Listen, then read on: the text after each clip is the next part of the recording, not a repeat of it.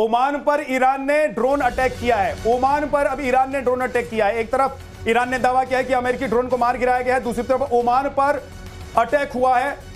दुख पोर्ट पर 2 ड्रोन से ईरान ने यह हमला किया है और इस हमले में कितना नुकसान हुआ है उसकी जानकारी तुरंत आपसे साझा करूंगा, लेकिन साथ साथ बताता चलूं आपको कि बिना रुके आपको हम ये नॉन स्टॉप कवरेज दिखा रहे हैं। युद्ध से जुड़ी हुई एक एक खबर आप तक पहुंचा रहे हैं, एक एक तस्वीर सबसे पहले नवभारत पर आप देख पाएंगे और जो एक्सपर्ट्स हैं उनका बड़ा पैनल लगातार हमारे साथ जुड़ा हुआ है। मीरा मैम, ये एक तरफ ड्रोन को गिराने का दावा करना और दूसरी तरफ अब ओमान पर ड्रोन से अटैक करना। ईरान चुप नहीं बैठने वाला है, ऐलान कर चुका है, लेकिन ईरान के चुप नहीं बैठने से यह युद्ध और लंबा खींचेगा और आगे बढ़ेगा। सवाल यह है कि क्या ईरान को सरेंडर कर देना चाहिए? विद्यानाथ जी, जैसे अभी एयर वाइस मास्टर सर ने भी कहा, मैं अभी सेकंड पॉइंट उसी पे आ रही थी। जो पहला मैंने इंटेलिजेंस का बताया, दूसरा एयर डिफेंस सिस्टम का बताया, और जैसा सर ने कहा कि बहुत वीक है, and I am sure sir would agree कि HQ-9 चाइना के एयर डिफेंस सिस्टम यहाँ पे भी यूज कर रहे हैं। जो ऑपरेशन सिंदूर में भारत ने भली भांति दिखा दिया कि वो सिस्टम कितना वीक है, और अब सेकेंड जो है वो ईरान में हम देख रहे हैं। इस वजह से ये परिस्थिति यहाँ पे दिखाई दे रही है।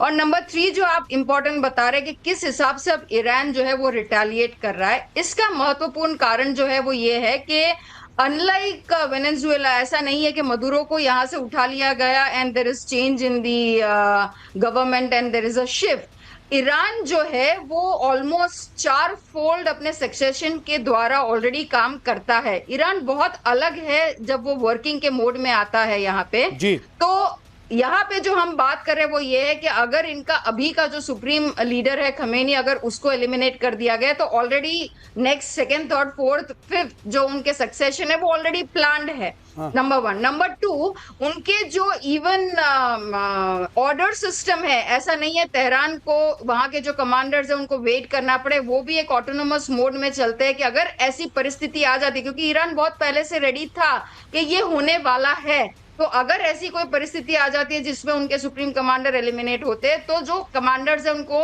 वेट नहीं करना पड़ रहा है तेहरान से ऑर्डर्स के लिए। तो इस वजह से हम देख रहे हैं कि इमीडिएटली कल सुबह एक्चुअली उनके जो सुप्रीम लीडर है उनको एलिमिनेट कर दिया गया था, और उसके बाद हम कंटिन्यूस देख रहे हैं कि कैसे ईरान जो है जहां पे यूएस के बेसेस है वहां पे वो अटैक कर रहा है बिकॉज ऑफ दिस रीजन। लेकिन तो सबसे महत्वपूर्ण इसमें देखा जाना चाहिए वो क्या है आगे के लिए कि IRGC को वीक या डिसॉल्व करना पड़ेगा, तब जाके नेक्स्ट कोर्स ऑफ एक्शन हो सकता है। एंड और एक इंपॉर्टेंट बात है कि जब तक IRGC डिसॉल्व नहीं हो जाता एंड ईरान का बाल्कनाइजेशन, वो बहुत एक इंपॉर्टेंट चीज है, क्योंकि ईरान अपने आप में इतना स्ट्रॉन्ग मिलिट्री है, ह्यूज है।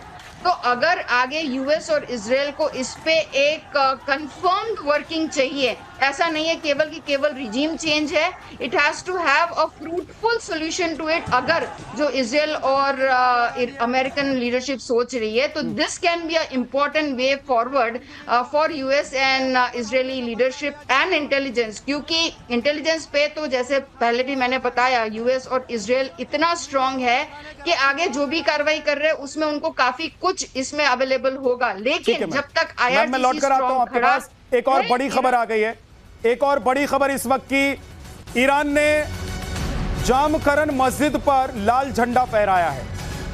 ईरान में लोगों ने लाल झंडा फहराया है जामकरन मस्जिद पर। कुछ मिनट पहले ही गुंबद पर लाल झंडा फहराया गया है और झंडा खून के बदले खून का प्रतीक बताया